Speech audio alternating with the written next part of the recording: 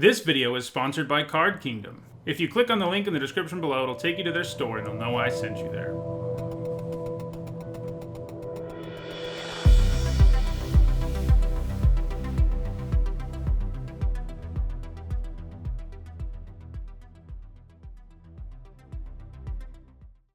Hi everyone, I'm Nitsa Hone, and it's Wednesday, so that means it's time for another MTG Top 10, the series where I rank cards based on their historical performance at Magic's highest level of competition. This time around, I'm looking at life drain effects. As that name implies, this means cards that damage your opponent or cause them to lose life while gaining you life. Cards that do this are quite powerful, as they represent a life point swing of double however much damage the effect does.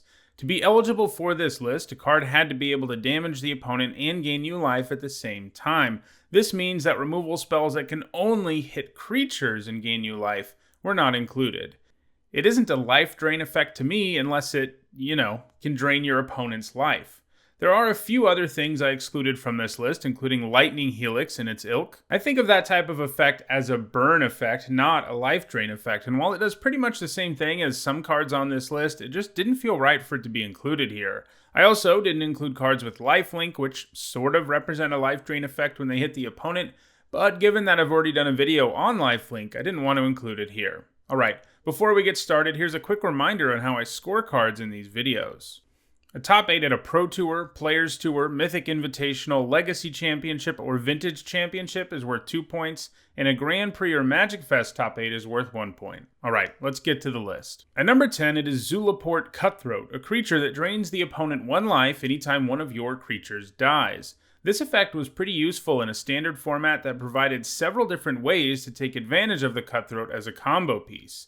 For example, Rally the Ancestors deck sought to get a bunch of creatures in the graveyard and rally to get back the Cutthroat and various other cheap creatures, including free sacrifice outlets like Nantuko Husk. In other words, you could sacrifice your whole board to drain your opponent, rally, and then do it all over again. That was usually enough to win.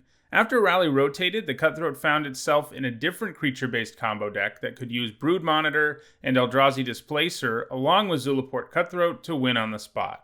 So far, it doesn't have any points outside of Standard. At number 9, it is Kambal, Consul of Allocation. Kambal really punishes opponents who play non-creature spells by draining them 2 life anytime they do. That's a steep additional cost for an opponent to have to pay, since it simultaneously lowers their life while increasing yours, and that gained life can go a long way towards allowing you to survive a lot longer than you might have otherwise, which obviously gives you a better chance of winning the game. Kambal is especially useful in formats where Storm and other spell-heavy decks make up part of the metagame. In Modern, it is played in Human and Collected Company sideboards, and in Vintage, a format with many famously overpowered non-creature spells, it is played in Paradoxical Outcome sideboards. It's going to continue to accumulate points, so it could find itself in a more secure spot on this list going forward. At number 8, it is Obzedat, Ghost Council, a creature with an Enter the Battlefield ability that drains the opponent 2 life. That wouldn't be super exciting on a 5-mana 5/5 if that's all it was, so it's a good thing Obzedat is a whole lot more than that. During every end step, you can choose whether you want to exile the Ghost Council, and if you do, it returns on your next upkeep with haste. This means that Obzedat can represent some very serious inevitability, since it will trigger that Enter the Battlefield ability every single time. It was a great win condition for control decks in both block and standard, and that's where it was played the most. At number 7, it is the original life drain effect, Drain Life, which was printed in Magic's very first set. It lets you pump your mana into it to do X damage to any target and gain life equal to that damage. In Mirage Block Constructed, it was the win condition in a deck that could produce a ton of mana using Cadaverous Bloom and squandered resources. In Standard, it was utilized in Necropotence decks so that those decks would never run out of life and could just keep on drawing more cards with the powerful enchantment. Drain Life's best days are definitely behind it. It doesn't have any points since 1997, but it was a key card in the Magic scene of the mid-90s. At number 6, it is Tesert, Agent of Bolas. This artifact-loving planeswalker can help you draw artifacts or turn artifacts into creatures, and most importantly for this list, his ultimate lets you drain your opponent X life, where X is twice the number of artifacts you control. Tesert was printed in the artifact-heavy Mirrodin Besieged, which allowed it to be a pretty good card in both block and standard, since there were so many artifacts around. It has the most points in Modern though, where it's been played in various artifact-heavy decks, including Affinity, Lantern Control, and most recently, Urza decks. In the past, it has also been played in so-called Tesert control decks in Legacy, which, as you probably guessed, were artifact-based control decks where Tesert was often the win condition.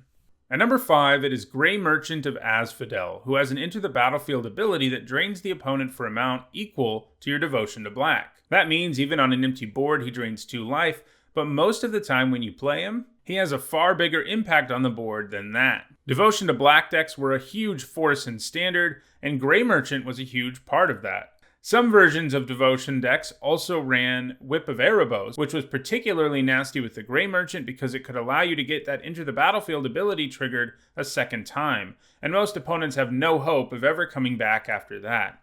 While the Grey Merchant was a force in Standard, it hasn't gained any points since rotating, despite the fact that it received a reprint in our Return to Theros. It is in Standard right now, so that could change, but for now, it hasn't been played anywhere since 2014. At number 4, it is Cauldron Familiar. This 1-mana 1/1 comes down and drains the opponent 1 life. The decks that play it tend to run food, which leads to the Familiar coming back multiple times during the game too. The big value combo to pull off in those decks is Witch's Oven plus the Familiar. If you sacrifice the Familiar to the Oven, you can then get it back by sacrificing the food, and you can just keep doing that every single turn. This is especially potent when you're running cards like Mayhem Devil that give you additional value with every sacrifice, and that's precisely what decks in Standard and Historic have been built around. In those 2 formats, Cauldron Familiar has been played in Sultai, Golgari, Jund, and Rakdos Sacrifice decks, which run tons of sacrifice synergies. In the long run, Cauldron Familiar proved to be too good for Standard, and it was banned out of the format in August of 2020. Still, it has the Historic format, so we probably can't count it out yet. The 3 cards ahead of it have some pretty big leads though, so it may never catch them. At number 3, it is Tendrils of Agony, a storm spell that drains life. Storm decks generally seek to chain a bunch of spells together, using ritual effects and cantrips and the like, and then cast a card with Storm to win the game. Tendrils needs a Storm count of 9 in most cases, at which point it is lethal. 9 isn't that hard to pull off in formats where Storm really thrives, so it tends to be one of the most played Storm deck win conditions. Over the years, it has put up points in Extended, Legacy, and Vintage, and it's going to gain points in both Eternal formats. At number 2, I have Collective Brutality, which is a modal card with multiple options, as all modal cards have, and it gives you the option of draining your opponent for 2 life. Because it comes with Escalate, you can actually end up choosing all the options if you're willing to pay the cost, and there are many decks that can just make paying the cost an advantage too.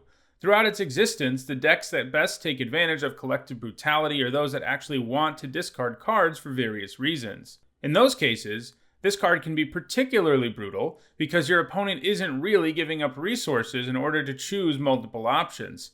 In Standard, it was featured in Delirium and Zombie decks, both of which could use the graveyard as a resource. Modern is where it has gotten its most points, though, by a wide margin. It's been featured there in graveyard decks like Reanimator, Dredge, and Hollow One, as well as in decks with more of a graveyard sub-theme, like Jund and Death's Shadow. In Legacy, it has a single point in a Reanimator deck. Collective Brutality also got its first Vintage Championship top 8 just last year in a Storm deck. It's going to continue to add to its score, and it seems to have a shot at moving up this list going forward.